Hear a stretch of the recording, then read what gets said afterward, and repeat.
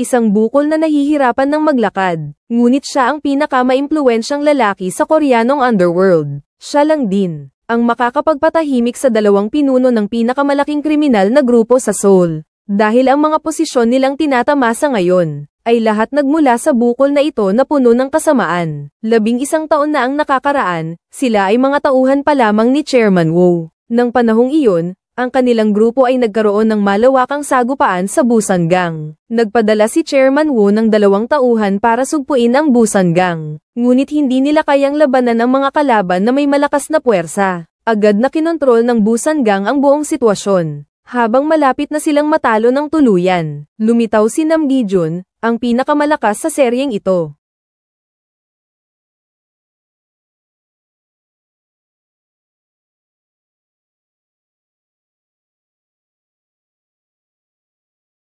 Nag-isa niyang tinalo ang buong Busan Gang. Simula noon, tumaas ng malaki ang posisyon ni Lee Yun at Gu Bongsan. May mga bulong-bulungan pang ang balak ibigay ni Chairman Woo ang kumpanya sa dalawa. Ikinagalit ito ng husto ng anak ni Chairman Woo, si Woo Sheng-yuan. Pagkatapos ay nagpadala siya ng mga taong papatay sa dalawa. Ngunit ang pagtatangka sa pagpatay ay hindi nagtagumpay. At nadiskubre pa nila ang pagkakakilanlan ng nasa likod ng lahat.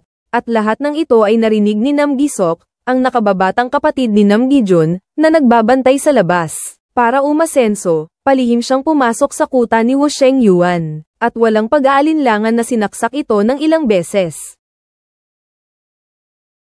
Ibinintang ni Chairman Woo ang pagkamatay ng kanyang anak kina Lee Cho-yun at Gu Fengshan. Hanggang sa maharap na silang dalawa sa isa't isa, ay hindi nila alam kung ano ang nagawang kasalanan. Para maayos ang ginawang kasalanan ng nakababatang kapatid, ay pumasok si Nam Gi-jun sa bahay ni Chairman Woo, hanggang sa makasalubong niya ang personal na bodyguard nito, Gi-jun. Anak ng chairman. Hindi ikaw ang pumatay, di ba? Mahalaga ba ito? Sa huli, sa gitna ng pagkagulat ni Chairman Woo, nakarating siya sa bulwagan, at nailigtas ang kanyang boss na sina Lee Cho-yun at Gu Bongsan. Isang araw lang. Natamba na si Chairman Woo.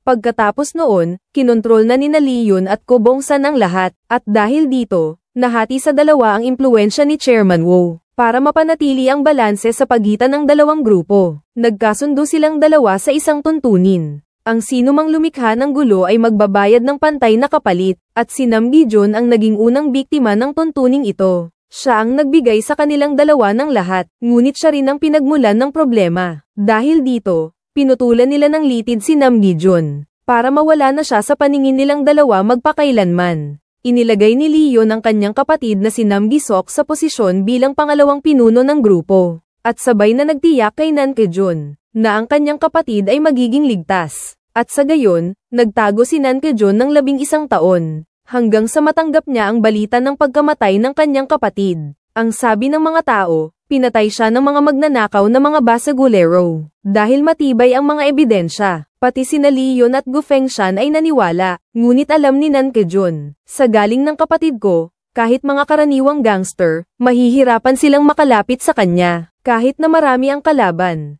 Dahil dito, lumabas na ng pagtatago si Nam Gi-jun na 11 taon nang nagkukubli. Diretso siyang nagpunta sa dalawang malalaking tauhan ng underworld.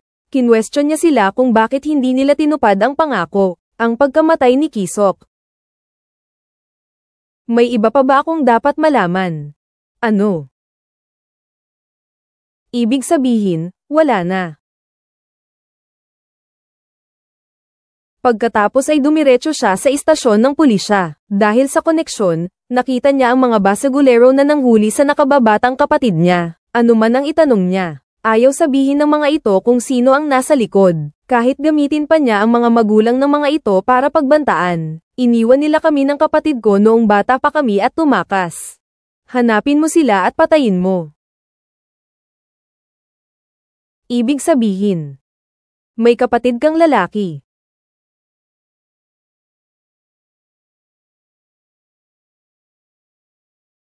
Pagkatapos, sinundan ni Nan Kejun ang kapatid ng lalaki hanggang sa isang internet cafe. Pagkapasok pa lang niya sa internet cafe, isang grupo ng mga basagulero na may hawak na mga pamalo ang pumalibot sa kanya. Nakatanggap na pala sila ng mensahe mula sa mga basagulero sa kulungan. Alam na nila na hahanapin ni Nan Kejun ang kapatid ng lalaki. Kaya naman, maaga pa lang ay nag-aabang na sila. Napakaangas ng leader ng mga basagulero. Inamin nila agad na sila ang nanambang kay Nam Gisok. Gusto mo rin bang samahan namin? Magsalita ka naman. Ihahatid ka na namin sa iyong hantungan.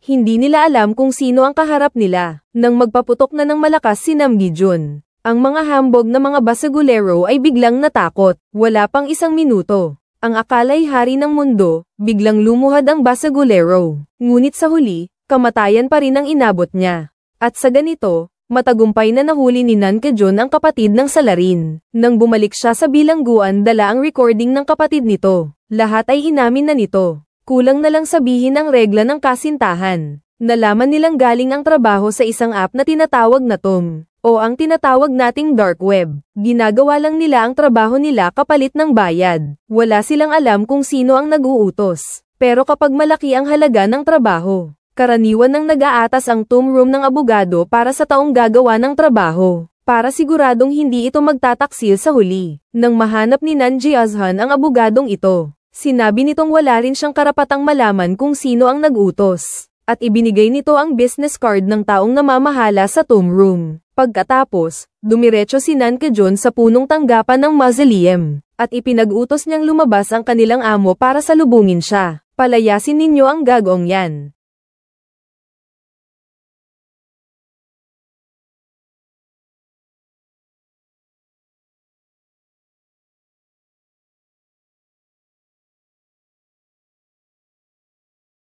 Samantala, tumanggap ng tawag mula sa kumpanya ang amo ng mausoleum. Ngunit ang narinig niya sa telepono ay ang boses ni Nan Kejun. Alam mo ba kung bakit ako tumawag?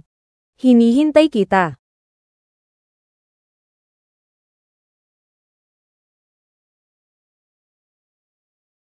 Paano ko naman nakalimutan ng isang taong napakahalaga? Nako.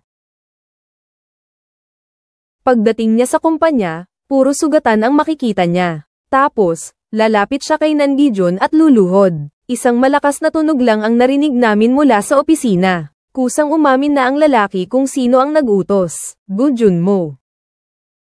Ang anak ni Chairman Go Bongsan. Siya ang nag-order.